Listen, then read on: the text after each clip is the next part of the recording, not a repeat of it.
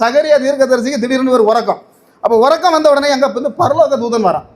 பரலோக தூதன் வந்து திடீர்னு சகரியாவை தட்டி ஒரு எழுப்பினான். எழுப்பிக்கிட்டு ஒரு வார்த்தை சொன்னான், பார் என்ன தெரியுது பார் அப்படின்னு. அப்போ தெரியுது, கண்ணை திறந்து பார்க்கும்போது ஒரு பறக்கும் புஸ்தகம் ஒன்று பறந்துகிட்டே வருது. எங்கே வருது?